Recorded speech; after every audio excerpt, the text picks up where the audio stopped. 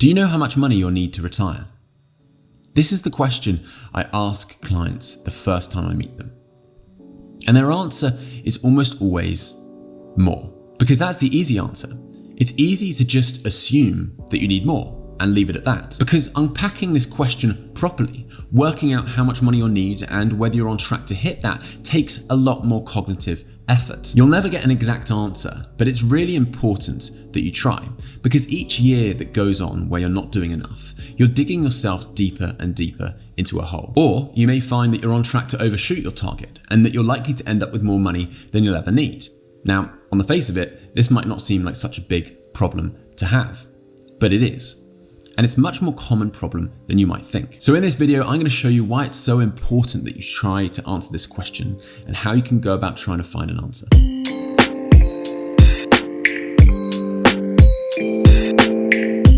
Hello and welcome back to the channel. For anyone that's new here, hi, my name is James. I'm a financial planner, and this is a place where you can learn to make better financial decisions. We all save money, right? Each month we save money into a pension or an ISA, or if you're in America, to your 401k or IRA. But what's the point? Why do we do that? Well, typically it's for this strange, ambiguous, far-off goal of retirement. We all know that at some point in our lives, we are going to have to get to a position where we can start to move from an income that is primarily derived from employment, from working, to one that is derived from our assets. So that's the problem that we're trying to solve by saving money each month. We're trying to get to a particular figure that's going to give us an income that gives us financial independence. So let's say you're saving £1,000 every month, and you've got this sort of goal that you want to try and retire by the time you're 55. But do you know if that £1,000 is actually helping you get towards that goal, or whether it's actually digging you into a deeper hole? Because until you know what your financial independence number is and how much you actually need to retire, there's no way that you can work out whether the things that you're doing today are helping or actually making things worse. It's like being a marathon runner that's taking part in a time trial, and they've started running, but they've forgotten to check what time they're trying to beat. They try their best and they get to the finish line, and then they realize that, God, if they'd only ran 3 seconds faster per kilometer, they would have won the race. Now, you may be thinking that you, much like this marathon runner, probably couldn't do any more than you're doing right now. You couldn't possibly save any more than you're saving right now. But if you did the calculations and worked out that if you just saved 15% more each month, you'd be able to retire 5 years earlier, then I bet you find a way to do it. Or on the flip side, you may find that you've got too much. It's like you're a caterer that's trying to order food for an event, but you've forgotten to do a proper head count and you've ended up ordering too much. Now, here you've got the option of potentially just giving everybody bigger portions, but bigger portions don't necessarily make the meal any nicer. So you're either going to have to give it away or put it in the bin, which is clearly a waste. But for some reason, when it comes to money, having an excess never seems to be a waste, but it is. Having an excess of food clearly means that you've wasted money. And having an excess of money means that you've wasted your time, your health, your sanity. These are the only 3 resources that you have, and you don't know how long they'll last. But each day you gladly trade them for money.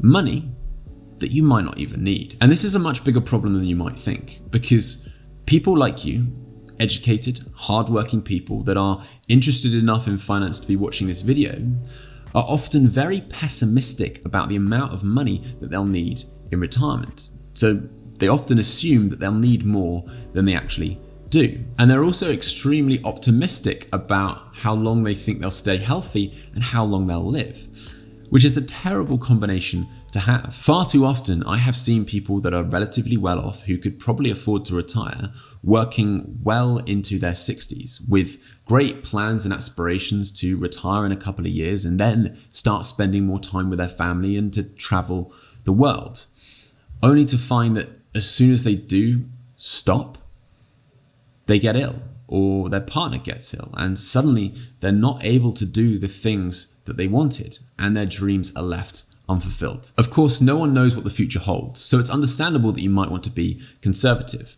But that's also a reason why you should try and live as much as you possibly can right now when you know you're alive and healthy. Now, of course, there's many people that live too much in the moment and don't really have any regard for the future. And yes, I do spend a lot of time telling clients that they need to save more, but I also spend just as much time, if not more time, telling people to spend money. And it's my job to help them feel good about doing it. Because the real problem here is one of confidence. People just don't have the confidence to actually retire as soon as they can afford to, or to recognize that they can actually start to spend more money when they're younger. I'm not impressed by people that have simply saved a lot of money. I'm impressed by people that have saved and then stopped. People that have had the confidence to know when enough is enough, because this is the really difficult thing.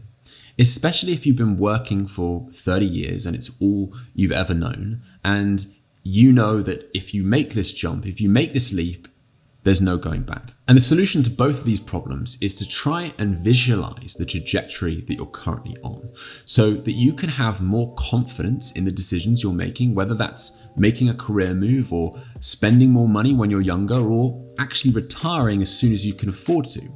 Or alternatively, it'll help you recognize that you're not on track to achieve the things that you want in life, so that you can make changes as soon as possible and get back on course. Now, in an up and coming video, I'm going to show you how you can start to do this by accurately estimating how much money you might realistically need in retirement. So how to work out what your financial independence figure might be, and also how you can build yourself a model to track your progress towards it. But for the rest of this video, I thought it might be interesting to actually show you how I do this with my clients, because this will help you to understand what the hell I'm talking about, and also why it's so important. So my job as a financial planner is all about giving people data so that they can make better financial decisions. And the main way that I do that is by helping them to visualize the trajectory that their lives are currently on and how likely they are to actually achieve the things they want to do. And then it's my job to help them realize how making small changes today can drastically increase their chances of success, or potentially even bring those goals forward. What I'm about to show you is real data from two of my clients, but I have changed their names for privacy purposes. So this is a tool that my team have built, and we call it a lifeline. But essentially what's going on here is this is actually a cash flow model, which takes in inputs like how much money a client is earning, how much money they are spending, and how much money they're saving and investing, and what they're investing into. We then sit down with a client to work out how these things might change over time. So if they're anticipating that they're going to be changing jobs or taking up a new career, or potentially that their kids are going to be going into some sort of education that they need to pay for, or potentially childcare is ending and they're going to be able to save more, so that we can model how these things are likely to change over time. Now, on top of that, we're then tallying up all of their existing liquid assets. So looking at their pensions, ISAs, cash, pretty much any investment other than property. And then we project how these are likely to grow over time, whilst considering the various tax implications of each of these different types of investments. And of course, we strip out the effects of inflation. So this is all in today's money. So this blue line is showing us how this client's assets are likely to grow over time and how the impacts of different life events affect it. So you can see it's accumulating up to the point of retirement and then decumulating once they retire. Of course, this is only a projection, and the further out you go with a projection, the less reliable it becomes. But ultimately, this is like a business plan, but a business plan for your own personal life. And the reason why any company makes a business plan is so that they can take all the information, all the knowledge that they have right now, and they can plot their direction of travel, so that they can then look at lots of different strategies and scenarios and ways that they could approach their business, so that they can ultimately make better decisions today that are going to set them up to be in better places in the future. And the idea is that each year that goes past, new data and new ideas, new information is fed into this model, so that a business can continually optimize and keep themselves on track.